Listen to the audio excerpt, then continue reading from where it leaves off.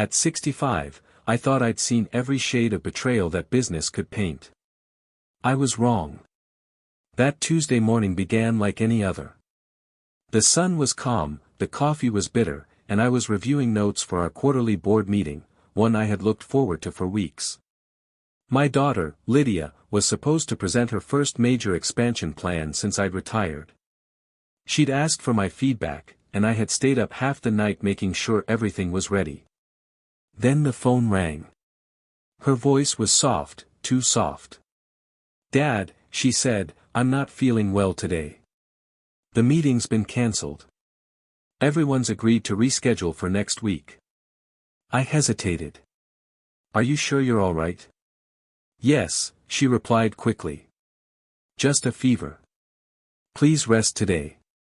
I'll handle things." It sounded believable. She'd always been professional, responsible, my pride and joy.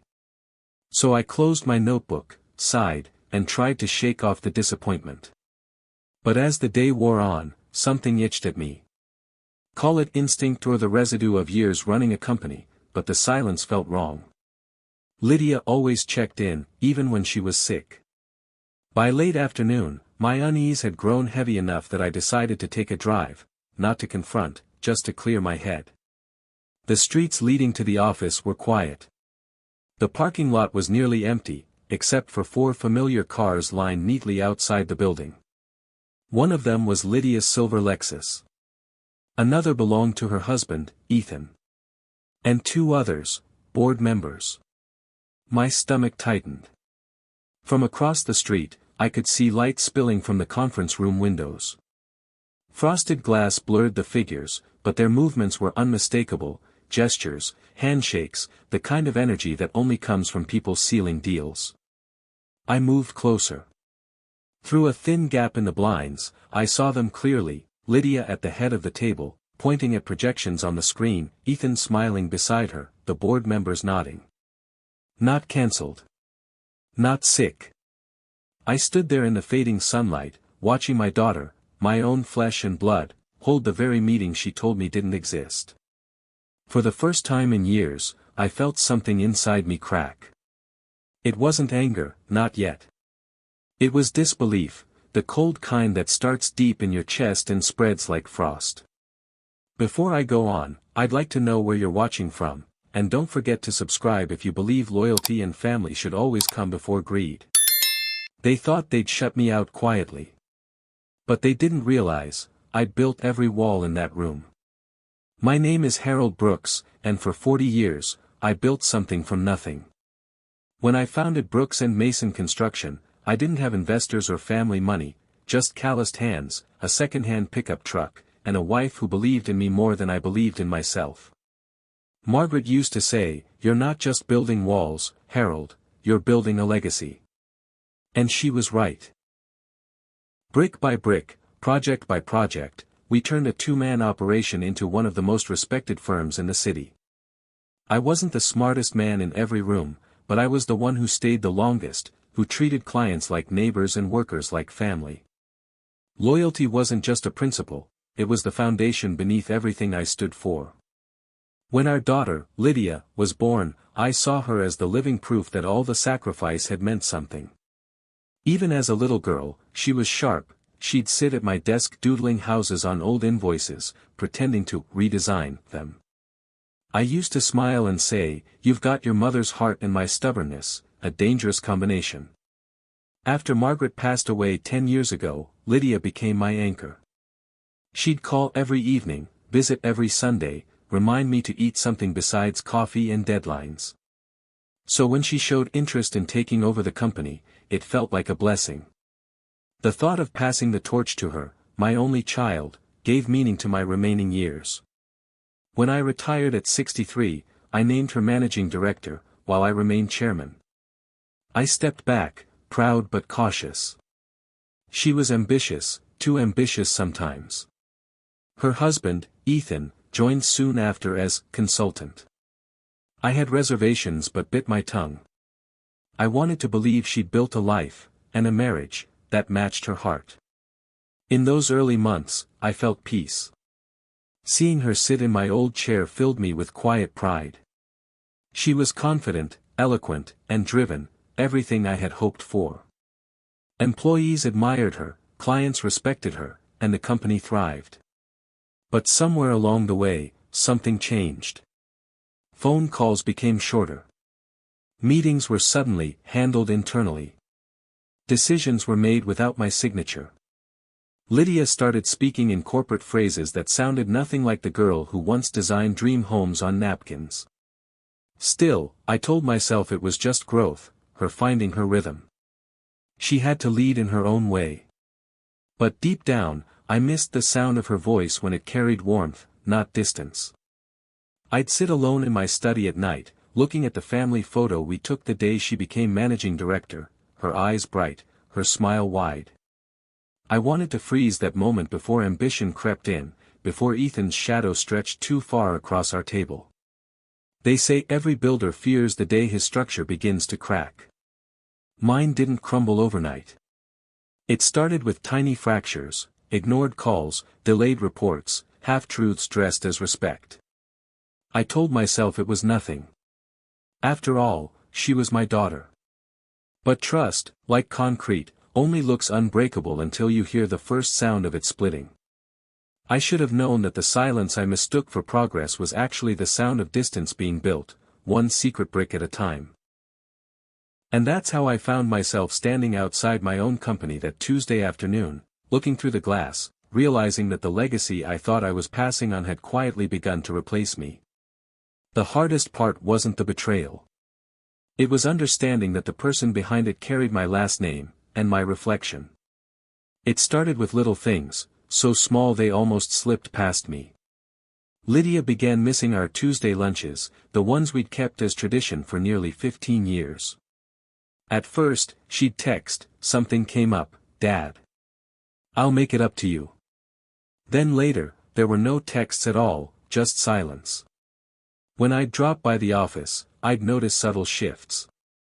My old assistant, Marcy, would look nervous when I arrived unexpectedly. Documents that used to sit on my desk for review were now locked away in drawers labeled, pending director approval. Lydia would appear from meetings with that polished smile, the kind that hides exhaustion or guilt, I couldn't tell which. One afternoon, I overheard her on the phone in the corridor. Her tone was clipped, professional. No, we don't need to involve him yet.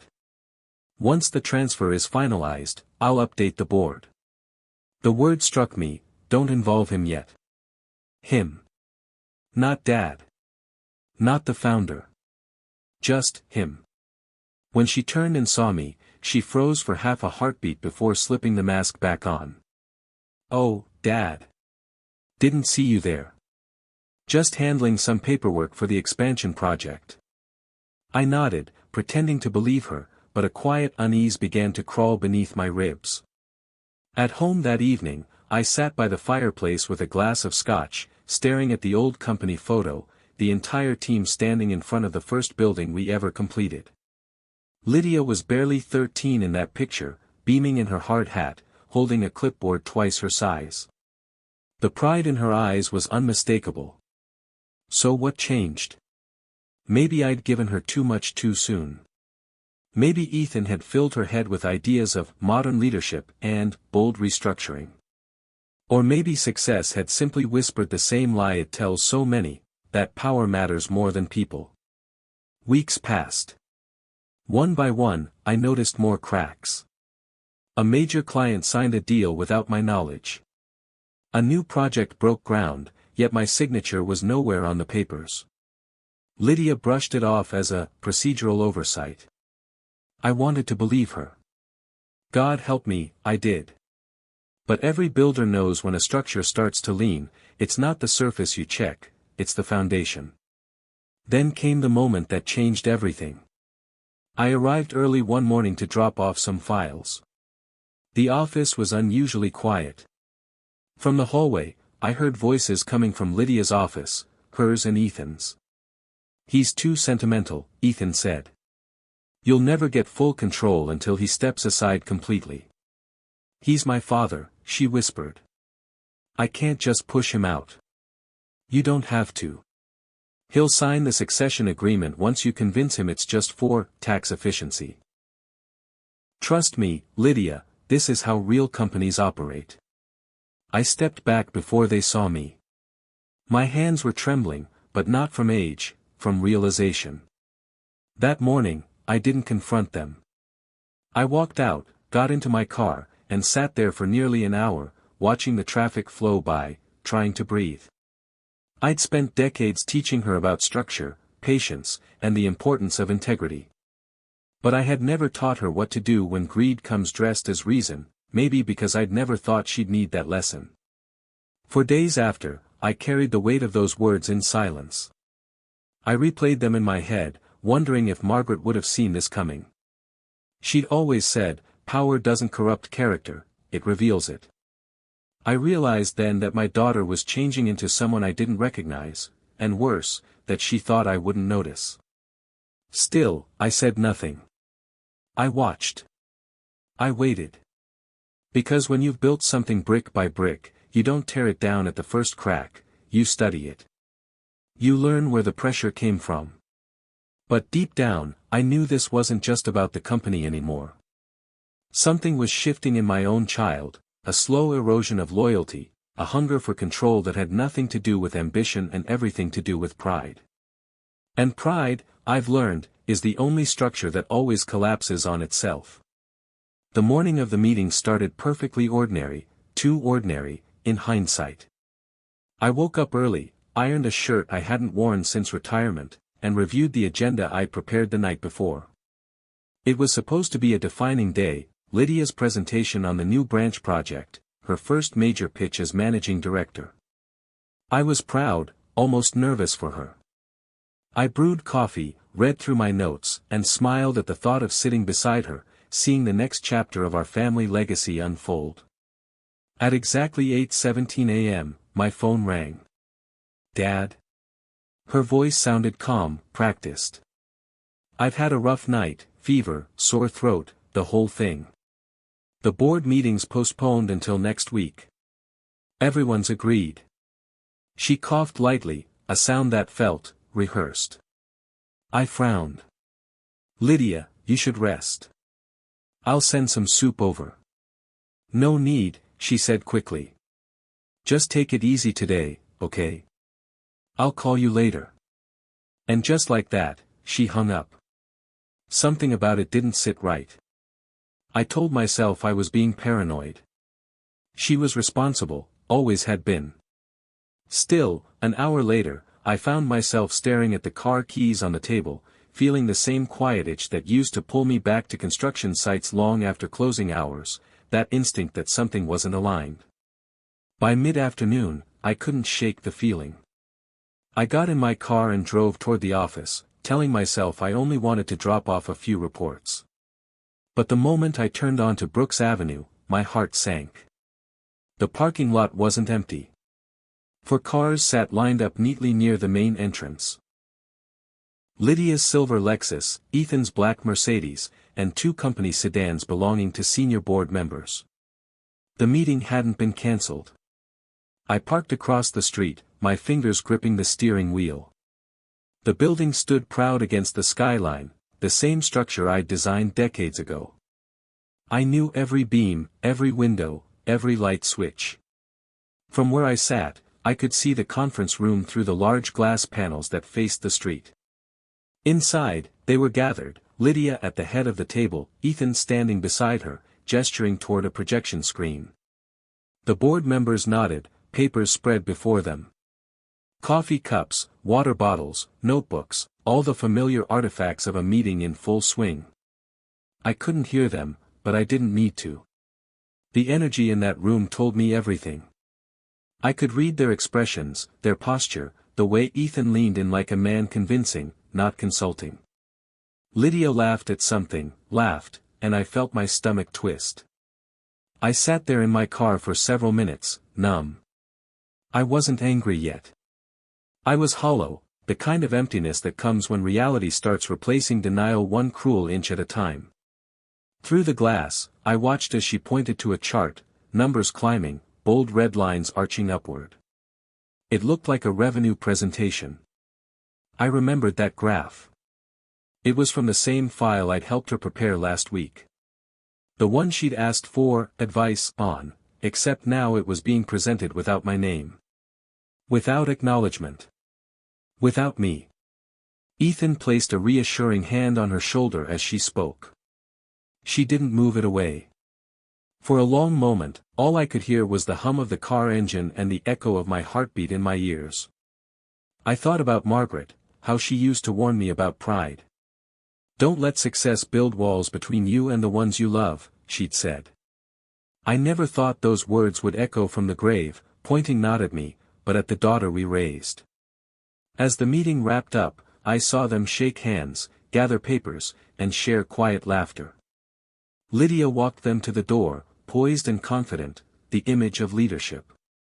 She looked out briefly through the window. Her eyes passed right over me without a flicker of recognition. It hit me then, she wasn't hiding from me because she was afraid of being caught. She simply didn't think I mattered anymore. That realization burned deeper than any betrayal could. I turned off the ignition, sat in silence for a moment, and whispered to myself, so that's how it is. Then I did something unexpected, I smiled. Not out of bitterness, but clarity. She thought she'd shut me out of the company I built, that I'd fade quietly into the background. But she'd forgotten who taught her how to plan, how to calculate, how to anticipate. That evening, I went home, poured myself a drink, and opened my old notebook, the same one I'd used in my early years. The first line I wrote was simple. Every structure stands on trust. When that cracks, the rebuild begins. They had no idea that the same man they thought was finished had just started his next design, not of concrete, but of consequence. That night, sleep refused to come. I sat alone in my study, the house silent except for the ticking clock on the wall, steady, indifferent, reminding me that time kept moving even when trust stopped. The image of that meeting wouldn't leave my mind, Lydia's smile, Ethan's hand on her shoulder, the board's approving nods. I kept replaying it until the ache became unbearable. I poured myself another drink and opened the drawer of my old desk. Inside was a stack of photographs, memories bound in paper. The first one was from the day we broke ground for our first building. Lydia was 6, wearing an oversized yellow helmet and holding a plastic shovel. She'd stood beside me proudly, telling the workers she was helping Daddy build big things. I smiled faintly at the memory, then flipped to another picture, her high school graduation. Margaret was beside me, beaming. Lydia had been valedictorian, her speech full of ambition. She said, "Everything my father builds, I'll protect." Back then, I believed her. Margaret died 2 years later. Cancer took her faster than we could accept. I remember the hospital room, the soft beeping of machines, and her hand in mine. Her last words were, "Promise me, Harold, don't lose her." And I promised. After that, Lydia became my purpose. I poured every ounce of love and discipline I had left into her future. I taught her how to run the business, how to deal fairly, to treat employees as family, to never let greed dictate a blueprint. She absorbed everything, bright and determined. But maybe I made it too easy. Maybe I mistook guidance for protection, and in doing so, raised someone who never had to fail, and therefore never learned humility. I thought of the years after her marriage to Ethan. He'd charmed me at first, articulate, ambitious, respectful. But there was always a look in his eyes when he spoke about the company, the kind that measures, calculates. Lydia adored him. I didn't want to poison her happiness with suspicion, so I stayed silent. Now, silence was all I had left. The clock struck midnight. I turned the light off and sat in darkness, listening to the faint creak of the old house settling. It was strange, I'd designed countless structures in my life, but I'd never realized how fragile the architecture of a family could be.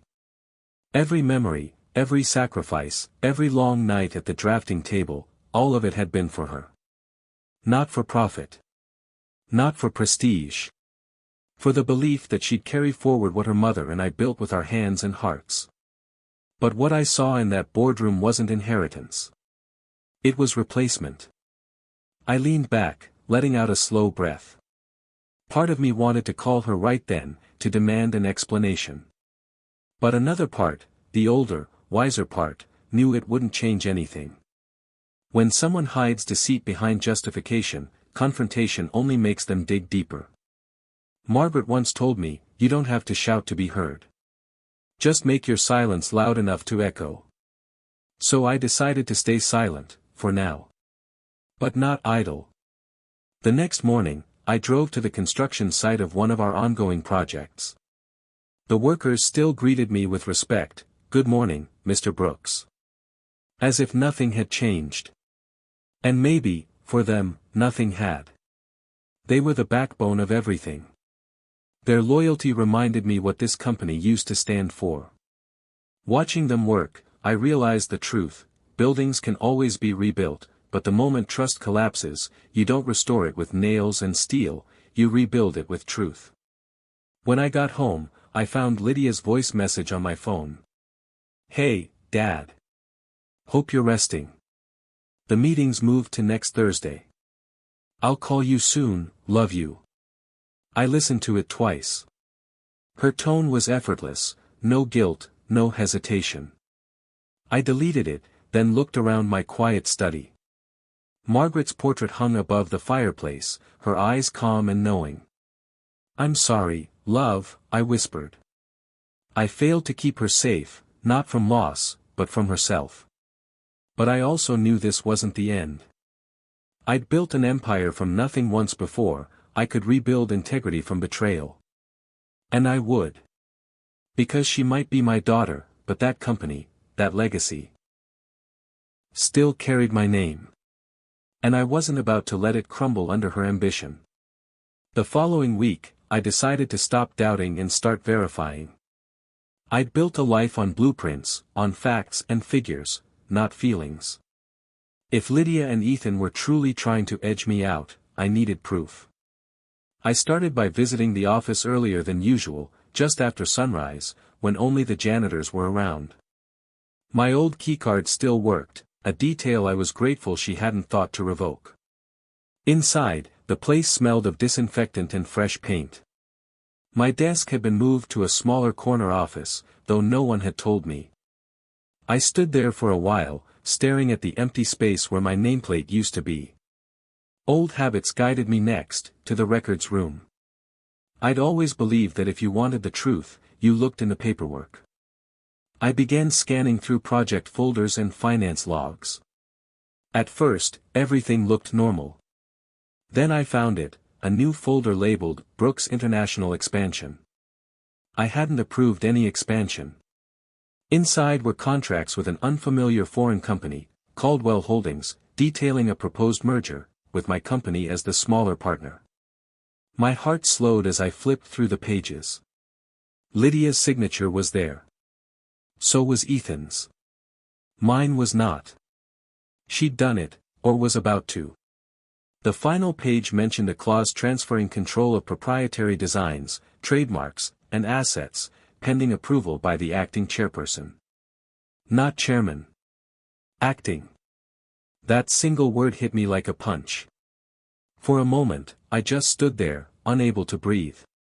Then I heard footsteps approaching. It was Gerald, the company's former accountant, one of the last men still loyal to me. His face lit up when he saw me. "Mr. Brooks. I didn't know you were here so early." "Old habits," I said quietly. "Tell me something, Gerald, are we merging with Caldwell Holdings?" He hesitated. His eyes flickered toward the door before lowering his voice. "Sir, Lydia said she had your consent." But I knew. I knew something wasn't right. "What do you mean?" He pulled a folded paper from his folder and handed it to me. It was an email chain, between Lydia, Ethan, and a Caldwell representative. The most recent message read: "Once the transition is complete, Harold Brooks will be formally retired. The board supports Lydia as the new full-time CEO. Please prepare the revised ownership documentation accordingly." I felt the room tilt. My hands trembled slightly, but I steadied them on the table. How long have they been planning this? I asked. Gerald swallowed. Almost 6 months, sir. I only found out recently. Ethan's been coordinating the merger, he's listed as the new, strategic director. I exhaled slowly, the truth settling like dust. I wasn't just being sidelined, I was being erased. Thank you, Gerald, I said. You've done the right thing. He nodded, then hesitated. Sir. Lydia isn't malicious. I think she's convinced this is what's best. She said it's about modernization, about keeping your legacy alive. I gave a small, tired smile. Modernization doesn't require betrayal, Gerald. It just needs conversation. After he left, I sat alone in the conference room, the same one where I'd once held staff meetings filled with laughter and pride. The walls felt different now, colder, sterile. I remembered when Margaret used to bring Lydia lunch during school breaks, and she'd sit in that very chair pretending to take minutes of the meeting. Now she was plotting my removal in the same room. I went home that evening and spread the documents across the dining table. The contracts, the emails, the signatures, the evidence of my daughter's quiet ambition laid bare before me. I didn't cry. I'd run out of tears years ago, after Margaret's funeral. What I felt now was something colder, quieter, a clarity I hadn't known in months. I made 3 copies of every document and stored them separately, one in my home safe, one with my lawyer, and one tucked into the pages of Margaret's old Bible. She'd always said, if you ever lose faith in people, hide the truth somewhere sacred. That night, as I sat in the dark, I realized I was facing the same kind of challenge I used to face on construction sites, a design flaw. Except this one wasn't structural, it was moral. And just like any flaw, it couldn't be ignored or patched over. It needed to be rebuilt, carefully, decisively. I looked at a framed photo of Lydia on my desk. In it, she was smiling, her eyes full of light. I whispered, "You're about to learn that some foundations don't collapse quietly." Before heading to bed, I opened my laptop and began drafting an email, not to her, but to my legal advisor, Ms. Lang. The subject line read, "Urgent, confidential restructuring inquiry." The storm had arrived. And this time, I wasn't standing outside the window watching. I was the one preparing the blueprint. The next morning, I drove to Ms. Lang's office before the city was fully awake.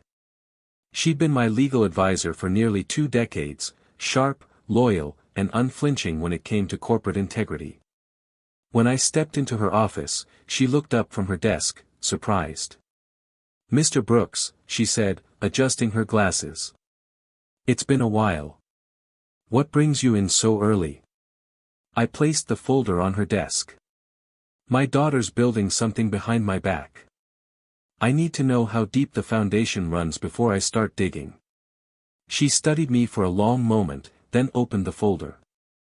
As she scanned the documents, her expression shifted, confusion, then disbelief, then something close to anger.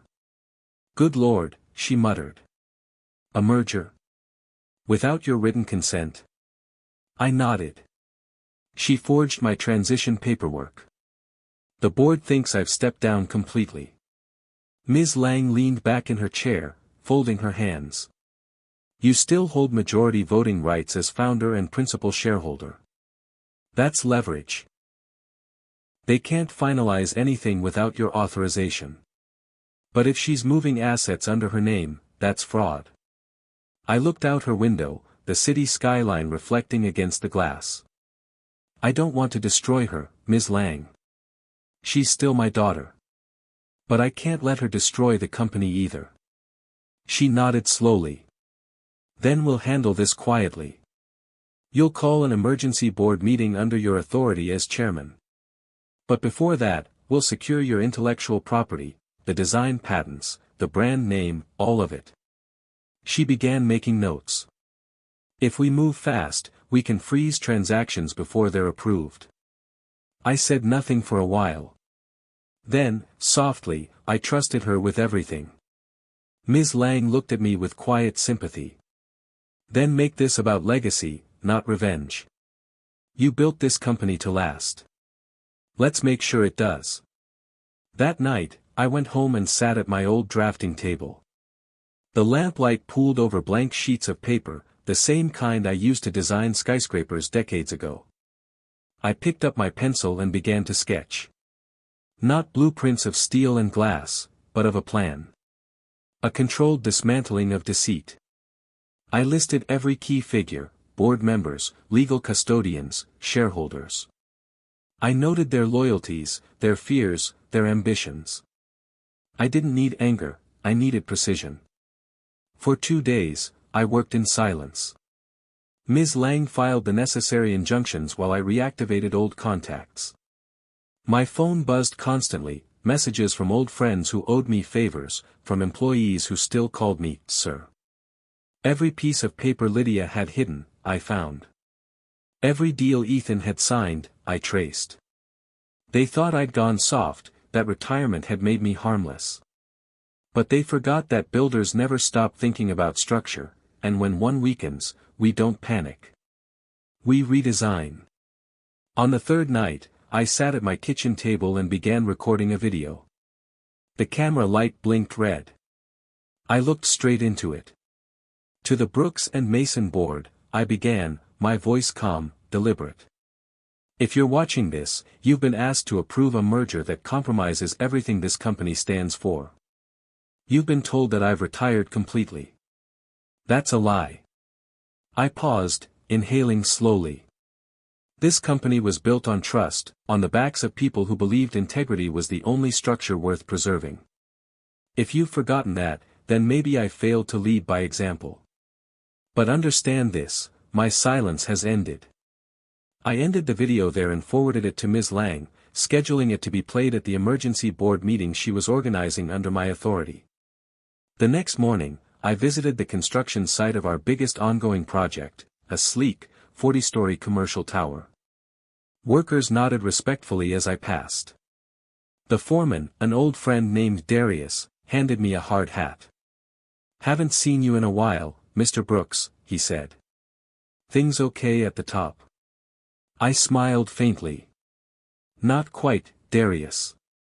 But they will be." He chuckled. "Well, we're still following your old methods, double-checking every measurement. You always said a good foundation can survive anything." His words stayed with me. That evening, as the sun dipped below the skyline, I stood outside the company building once again. The same glass walls reflected my face, older but steadier now. Behind those walls, my daughter was still unaware that every move she'd made had already been mapped out by the same man she was trying to outplay. I didn't hate her. What I felt was something deeper, disappointment tempered with resolve. She was still my child, but she needed to learn that trust, once broken, comes with consequences that can't be drafted away. Before heading home, I sent Ms. Lang one final message: proceed. Schedule the board meeting for Thursday. Make sure all parties attend. Her reply came seconds later: everything's in motion. I looked up at the illuminated company logo, my name still etched in bold letters across the top. For years, that sign had been my pride.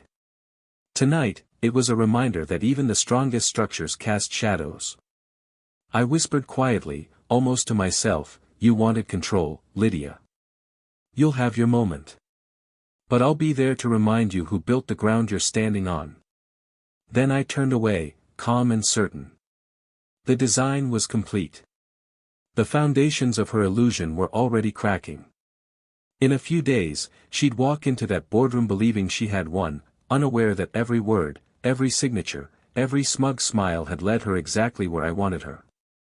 And when the truth was revealed, she'd finally understand the lesson I'd spent my life teaching, that the strength of any structure isn't in its height, but in its honesty. Thursday arrived with an unusual stillness, the kind that sits heavy before a storm. The company boardroom, once my kingdom, now felt like a stage waiting for a performance I didn't ask to attend. But this time, the script was mine. I arrived 10 minutes before the meeting began. The receptionist froze when she saw me. Mr. Brooks. I wasn't informed. I know, I said, offering a calm smile. But it's my company, isn't it? I walked past her before she could answer. Every step down that corridor echoed like a heartbeat, steady, deliberate. The double glass doors to the boardroom were closed, but the muffled sound of voices carried through. Lydia's voice was the loudest, confident and commanding. When I pushed open the doors, every head turned. Lydia's expression faltered for just a second. "Dad, what are you doing here? I thought you thought I was retired." I said evenly. "So did I. Until this morning." Ethan shifted uncomfortably in his seat, his jaw tightening. The board members exchanged glances, unsure whether to stand or stay seated. "Please," I said calmly, setting my briefcase on the table. "Don't let me interrupt. Continue your presentation." Lydia hesitated. "Dad, this isn't." "Go on," I interrupted softly. "I'd like to hear the vision for my company's future." The tension thickened. She cleared her throat, clicking the remote to advance her slides. Graphs, projections, and bold red numbers filled the screen. "As you can see," she said, her voice slightly trembling now, "the partnership with Caldwell Holdings will double our international reach. We'll retain 51% of our operations." 51%. I repeated. "That's generous. But tell me, Lydia, who holds the other 49? Her composure cracked for a moment. "It's a strategic merger, Dad. It's how business works now, modernization." I leaned back in my chair, studying her. Modernization. That's what you call selling your family's legacy to strangers? Ethan jumped in, his voice polished but tight. "Mr. Brooks, with all due respect, this was a joint decision. The board has already agreed." I turned to him slowly. "And how much did Caldwell pay for your expertise, Ethan? Enough to make you forget who gave you your first office?" He opened his mouth but said nothing. Lydia tried to regain control. "Dad, please. This isn't the time or place for personal grievances." "You're right," I said quietly. "It's the time for truth." I nodded to Ms. Lang, who stood by the door. She stepped forward and connected her laptop to the projector. The slides vanished, replaced by a paused video, the one I'd recorded earlier. Lydia's brow furrowed. "What is this?" I said nothing. Ms. Lang pressed play. My voice filled the room. "To the Brooks and Mason board," the video began. "If you're watching this, you've been asked to approve a merger that compromises everything this company stands for. You've been told that I've retired completely. That's a lie." The room went silent except for the sound of my recorded voice. This company was built on trust, and every wall within it carries the name of the people who believed in it. I founded it on one rule, honesty. Today, that rule is broken. But it will not be erased. When the video ended, I looked around the room. Nobody met my eyes. Lydia's face had gone pale. "You had no right to." "I had every right," I said. "I'm still chairman. And thanks to legal filings completed this week, all pending transactions, including this merger, are officially frozen." Gasps rippled across the table. Ethan stood abruptly. "You can't do this. The contracts were signed fraudulently," Ms. Lang interjected coolly. "Without the chairman's consent, they're null and void." The room erupted into murmurs. Lydia's hands trembled slightly. "Dad, please. I was trying to secure our future. You've done your part. It's my turn." I looked at her, not as a businessman, but as a father watching his child stand on a cliff's edge. "Your turn," I said quietly.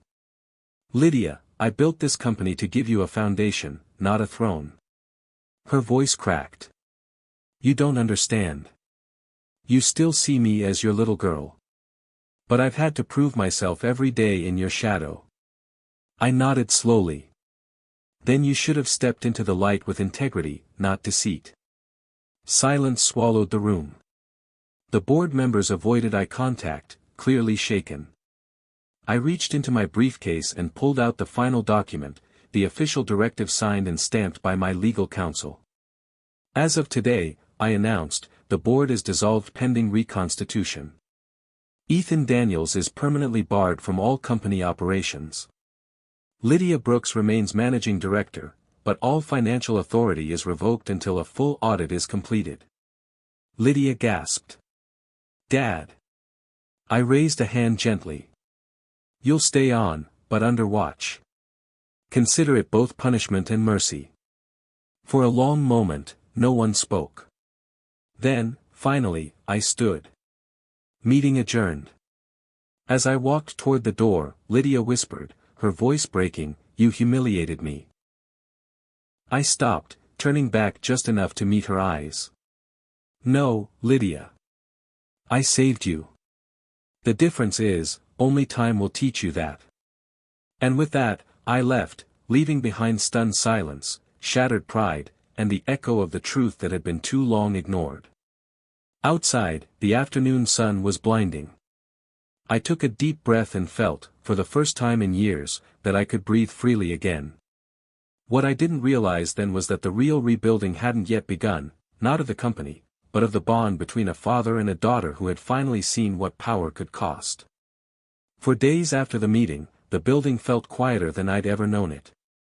The hallways that once echoed with confidence now carried whispers. Ethan cleared his desk the very next morning. No goodbye, no apology, just a short email to HR and a silent exit through the side door. But Lydia stayed. She came to work every day, though her footsteps had lost their rhythm. Her usual brisk stride had turned slow, uncertain. I didn't speak to her for a week. There was nothing more to say, not yet. One afternoon, Ms. Lang called to inform me the audit was underway. It'll take a month, maybe two, she said. But you've stabilized the company, Harold. You did the right thing. I thanked her, but her words didn't feel like victory. When you win against your own blood, there's no satisfaction, only the dull ache of something irreplaceable. That evening, I stayed late in my office, my real office, restored to its place on the top floor. Through the glass wall, I could see the city glowing below, the skyline dotted with buildings I'd designed. Monuments to precision, to structure. Yet, in all those years of building, I'd never learned how to fix something as fragile as trust. A knock at the door pulled me from my thoughts. It was Lydia. She stood hesitantly in the doorway, her face pale, her eyes red. Can I come in? I nodded, motioning to the chair opposite me. She sat down, hands clasped tightly in her lap. Dad, she began, her voice small. I know there's nothing I can say that will make up for what I did. But I need you to understand, I wasn't trying to hurt you. I just wanted to prove I could handle things on my own.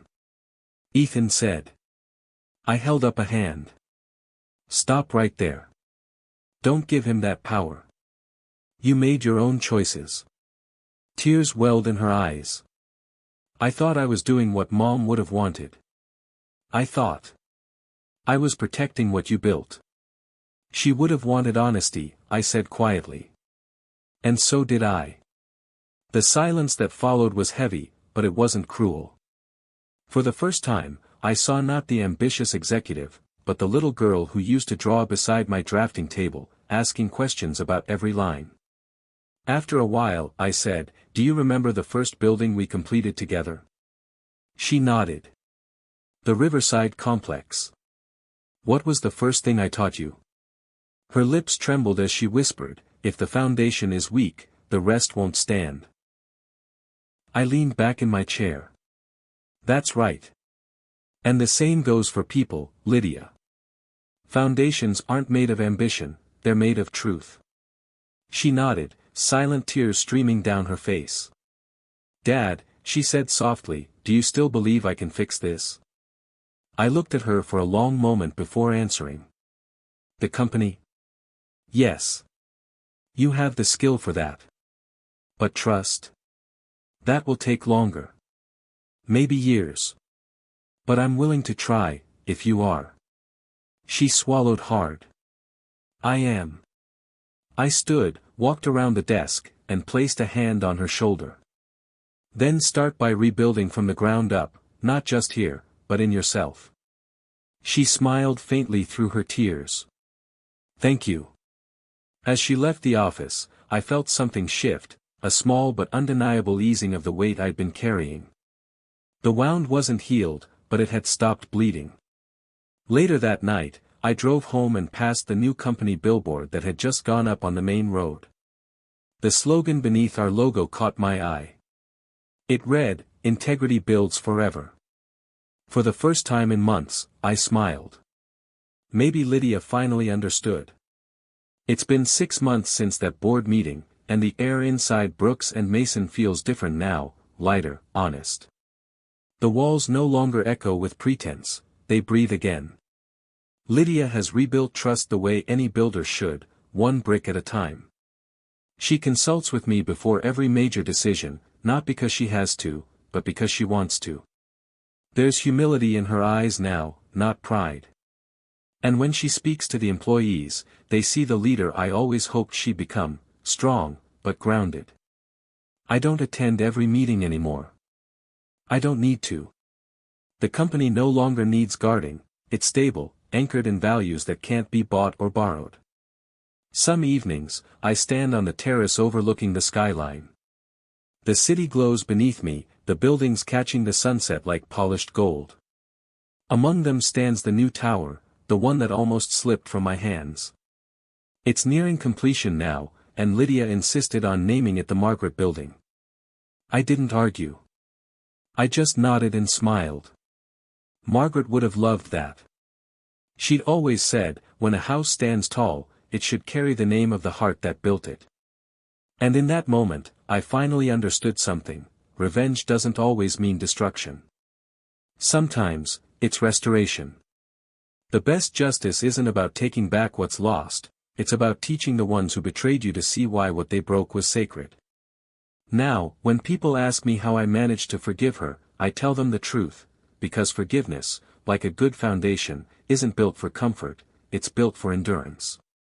Before I end my story, let me say this to you: if you've ever been betrayed by someone you love, don't rush to anger. Let patience speak for you. Because time always exposes what lies try to hide, and truth always finds its way home. Tell me in the comments where you're watching from, and don't forget to subscribe if you believe integrity should always outlast ambition. They thought the story ended when I stepped away from the company. But in truth, that was only the beginning, the day I learned that the strongest structures aren't made of steel, but of forgiveness. 6 months after that board meeting, the air inside Brooks and Mason finally feels different, still busy, but peaceful. The tension that once haunted the corridors has lifted, people smile again. Lydia has worked quietly, rebuilding trust the way a craftsman repairs stone, patiently, layer by layer. She calls when she needs advice, not approval. She listens. And every decision she makes now carries a trace of humility that wasn't there before. Watching her learn has softened something in me I thought had turned to concrete. I visit the office only on Fridays. The company no longer needs guarding, it stands on its own legs, held up by the same values I once feared were gone. Integrity is back in its walls. Sometimes I walk the terrace at dusk and watch the skyline glow. Among the towers, one stands tallest, our new project, almost finished. Lydia named it the Margaret Building. I didn't object. My wife's name belongs there. She was the true cornerstone of everything. Margaret used to tell me, a strong house doesn't need revenge, it just needs repair. I think I understand her now.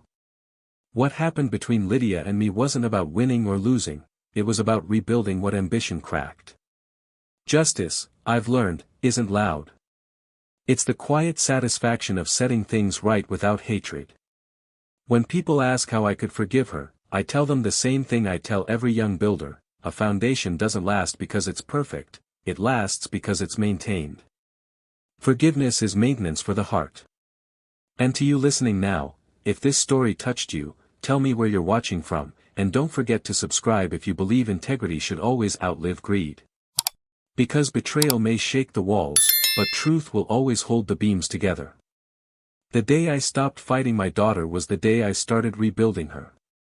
And in that, I finally kept the promise I made to her mother, to never lose her. They thought my story ended when I stepped down.